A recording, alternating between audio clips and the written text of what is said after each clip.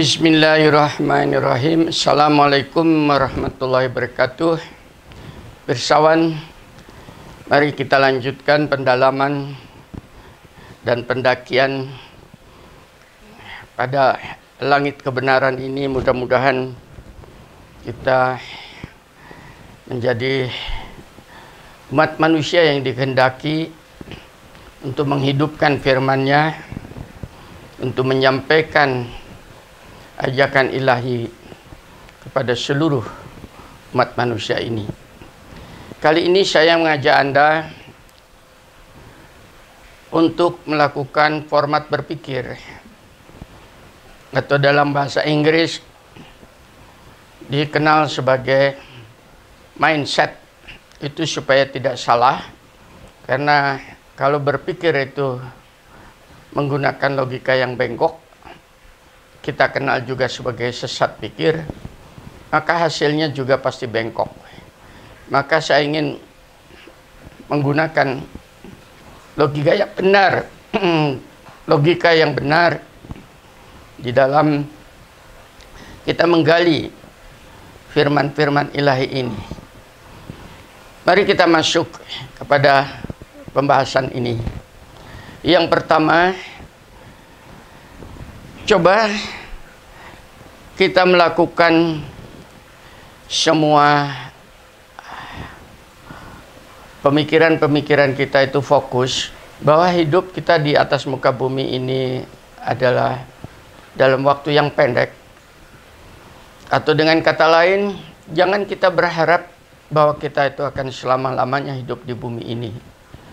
Akan tetapi kita itu diberi kesempatan, itu pun dalam kondisi kita sehat, dalam kondisi kita sempat dan sebagainya. Oleh karena itu kita harus menyiapkan dengan waktu pendek itu untuk perjalanan hidup kita yang lebih panjang, yaitu di akhirat. Itu kehendak Allah, seperti itu kita di atas muka bumi ini. Makanya ada sebuah statement di dalam Al-Quran, wa ma khalaqtul jinna wal insi illa liya'budun, itu tidak ciptakan jin dan manusia itu kecuali beribadah. Itu bukan disuruh sholat. Ibadah itu aktivitas yang dikehendaki oleh Allah. Itu namanya ibadah. Saya menyampaikan tausiah ini insya Allah itu dalam format ibadah. Anda pun mendengarkan insya Allah dalam format ibadah. Nah, kita manfaatkan seperti itu agar supaya itu akan menjadi sebuah investasi kita untuk kehidupan akhirat kita nanti. Itu yang pertama. Yang kedua, kita sadari bahwa kita tidak bisa lepas daripada hukum-hukum kausalitas, sebab akibat dan sebagainya. Kenapa saya sakit, kenapa saya susah, kenapa saya gembira, kenapa saya senang dan sebagainya, itu tidak akan bisa lepas dari hukum sebab akibat itu tadi. Orang tua yang hidupnya selalu gelisah, itu diakibatkan dia tidak menyiapkan diri bahwa pada suatu waktu ketuaan itu pasti mendatangi Anda, suka atau tidak suka. Kalau sejak muda sudah menyiapkan diri, melakukan sebuah investasi pemikiran, pada saat saya tua apa yang harus saya lakukan dengan fisik yang lemah ini tadi, insya Allah Anda tidak akan menjadi kesulitan di dalam menghadapi hukum-hukum kausalitas kehidupan ini. Yang ketiga, seberapa hebat pun usaha Anda, ikhtiar Anda di dalam mengumpulkan materi untuk kehidupan Anda di dunia yang pendek itu tadi, pada dasarnya itu akan hilang juga. Itu.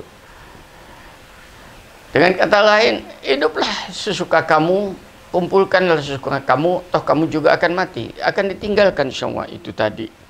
Ya, harusnya kita di dalam hidup ini sekedar kita bisa bernaung, sekedar kita bisa makan dengan berkualitas, kita bisa menutup aurat, kita bisa bersenang-senang dalam keriduannya, kita bisa mendidik anak, kita bisa beribadah. Insya Allah itu sebetulnya merupakan sebuah karunia daripada ilahi yang harusnya kita ambil bukan untuk menumpuk harta benda yang pasti akan kita tinggalkan.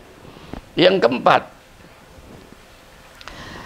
coba manfaatkan Tuhan yang tunggal itu tadi, supaya Anda tidak bingung. Kalau Anda banyak Tuhan, memiliki banyak Tuhan lebih daripada satu, pada saat Anda mempunyai kesulitan itu, Tuhan mana yang hendak Anda mintai tolong? Coba pikirkan. Benar-benar. Tapi bagi mereka yang bertuhan satu, enak. Dalam kesenangan kita bersyukur kepada Tuhan yang tunggal itu. Dalam kesulitan kita memohon pertolongan. Dalam kita berbuat banyak dosa dan maksiat, kita memohon maghfirahnya kepada Tuhan yang Ghafurur Rahim itu. Itu enak. Seperti itu. Yang kelima, kita ini bagian daripada ciptaan Allah.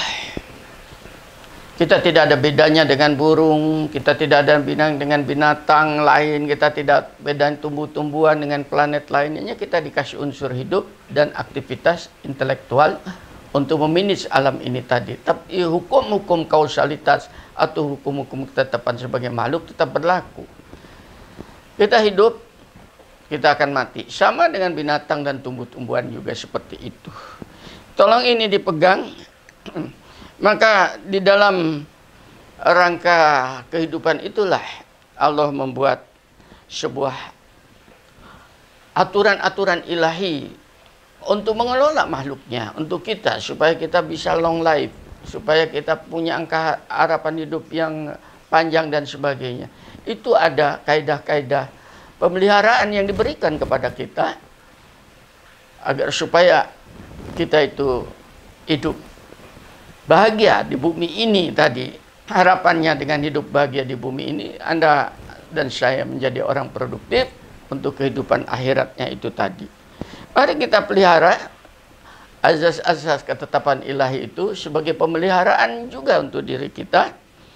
Dan kita praktekkan karena kita membutuhkan guidance, petunjuk, bimbingan. Tanpa itu kita tidak tahu mau menuju kemana kita itu sebetulnya dalam kehidupan ini. Dan bagaimana mengatasinya.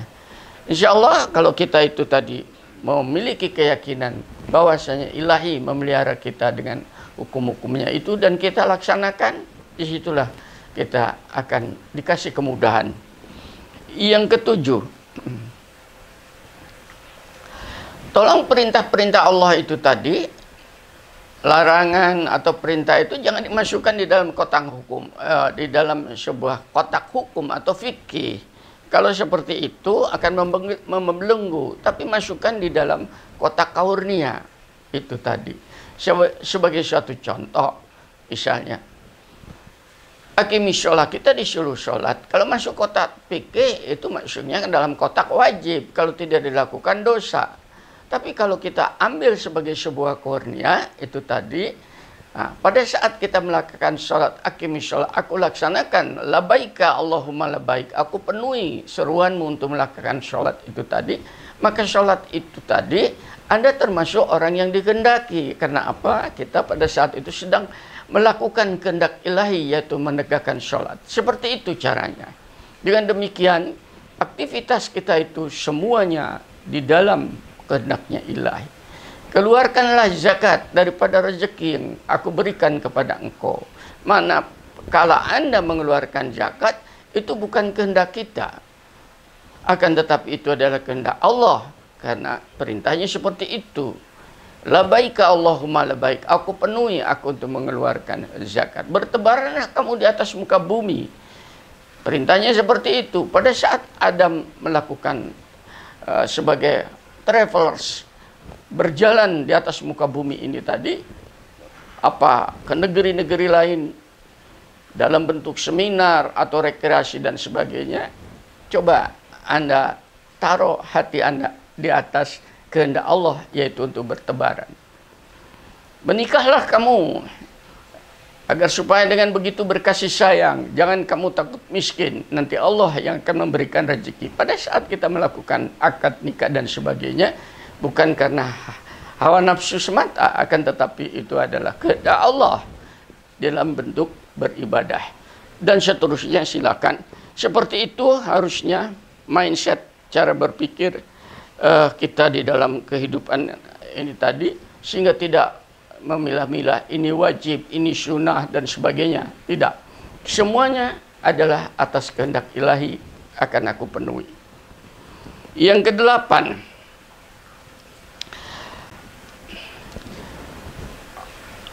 Allah memerintahkan kepada kita, dalam pengertian memerintahkan itu tadi, menganjurkan, mengajak, membimbing kita dalam beberapa hal yang menyebabkan kita itu akan hidup mulia. Yang pertama, hendaklah kita itu menjadi masyarakat individu yang berkeadilan dalam kehidupan ini, sehingga keadilan itu pun tentunya akan berubah sesuai dengan proses kehidupan itu sendiri. Yang penting itu kita tetap berada di atas timbangan keadilan. Insya Allah kita akan selamat. Yang kedua, kita disuruh melakukan perintah, yaitu hidup dengan tenang, dengan aman. Kalau kita ingin tenang dan aman, maka kita jangan membuat gelisahnya orang. Begitu. Maka untuk itu harus ada kepastian hukum di dalam masyarakat. Sehingga dengan demikian, hukum-hukum yang sudah ditetapkan Allah di dalam bentuk hukum antar pidana, hukum perdata, hukum bermasyarakat dan sebagainya, mari kita laksanakan sebagai sebuah kepastian supaya kita hidup aman di dalam bermasyarakat ini. Ketenangan, apabila kita itu ingin hidup tenang, berkeinginan hidup tenang dan damai, jangan terlalu banyak kehendak. Akan tetap bagaimana kita menggadaikan kehendak itu, kehendak kita ini menjadi kehendaknya. Insya Allah hidup Anda tenang. Kita banyak keinginan itu tidak tercapai menjadi gelisah, kalau tercapai menjadi takabur. Ini yang menyebabkan kita tidak akan pernah tenang. Tetapi keinginan-keinginan saya ini adalah dalam melaksanakan bagaimana kehendak Allah itu menjadi biafir, menjadi perbuatan, kelakuan, pemikiran, ucapan saya dalam keseharian. Seperti itu. Kesejahteraan, untuk mencapai kesejahteraan tentunya itu yang Rabbana atina fid dunya hasanah, itu di situ tidak ada lain adalah kebutuhan dasar manusia harus dipenuhi. Apa itu? Sandang, pangan, papan, iman, dan tadi yang disebut dengan keamanan. Cukup sandang, papan, dan pangan, Anda tidak punya iman, Anda tidak tahu untuk apa itu semua. Anda memiliki iman, tapi Anda tidak aman di dalam kehidupan, iman bisa goyang. Maka ini harus menjadi sebuah unity yang harus diperjuangkan. Yang berikutnya, kita ingin hidup dalam kesucian, supaya kita bisa bertemu dengan zat yang suci. Supaya kita bersentuhan dengan kemahasuciannya itu tadi. Maka kita dianjurkan oleh Allah itu agar supaya kita menjauhi maksiat-maksiat yang menyebabkan kita jatuh di dalam dosa dan fitnah. Dan kita menjauhin daripada pikiran-pikiran yang bodoh, mudah emosi. Dan kita pun harus menjauhi kemusyrikan patah hati nurani kita itu. Kita hanya memiliki satu Tuhan. Maka itu harus disucikan. Dengan demikian, kesucian itulah yang akan bersentuhan dengan kemahasuciannya Allah, yang dengan itu maka setiap detakan, setiap sentuhan-sentuhan hati nurani Anda selalu beresonansi kepada arasnya ilahi. Yang berikutnya, kita ingin di dalam segala sesuatu itu abadi. Insya Allah keabadian itu akan terjadi apabila kita bersentuhan dengan kemahaabadiannya ilahi itu tadi. Dan kehidupan yang abadi tidak ada lain kecuali di akhirat. Mudah-mudahan kita dalam keabadian, dalam ridhonya itu tadi. Kenapa diridhoi? Karena di dalam kehidupan dunia ini kita selalu berjalan di atas kehendaknya. Maka perkataan-perkataan kita, mari kita usahakan perkataan yang penuh ilmu dan hikmah. Dan perbuatan-perbuatan kita lakukan dengan perbuatan yang memiliki keterpujian. sesama dan keterpujian di depan ilahi. Yang kesembilan, ketahuilah oleh kalian semua bahwa sehebat apapun manusia itu tidak akan lepas daripada ketetapan dan kepastian daripada pencipta Allah itu sendiri. Maka Anda tidak perlu selalu gelisah. Dan kunci-kunci semua yang gaib ada padanya. Tidak ada yang mengetahui selain Dia. Dia mengetahui apa yang ada di darat dan di laut. Tidak ada selai daun pun yang gugur yang tidak diketahuinya, dan tidak ada sebutir biji pun dalam kegelapan bumi, dan tidak pula sesuatu yang basah atau yang kering yang tidak tertulis dalam kitab yang nyata. Dengan demikian, apapun perbuatan kita itu pada dasarnya perbuatan-perbuatan yang dikehendaki Allah oleh Allah, khususnya perbuatan-perbuatan yang baik. Itulah yang harusnya kita usahakan, karena segala sesuatu yang baik insya Allah itu semuanya dari Allah. Anda bisa bernapas, itu baik, itu dari Allah. Anda bisa makan, itu baik, itu dari Allah. Anda bisa berolahraga, baik. Anda bisa berkasih sayang, baik. Anda bisa menolong sesama, baik. Dengan demikian perbuatan-perbuatan itu perbuatan yang dikehendaki Allah, dan berada di atasnya itu Anda telah hidup dalam kehendaknya. Begini cara mengatur pola pikir. Mudah-mudahan dengan demikian Anda dan saya tadi dirahmati di dalam ucapan, tindak tanduk, dan kebersamaan. Walhamdulillahirabbil alamin. Assalamualaikum warahmatullahi wabarakatuh.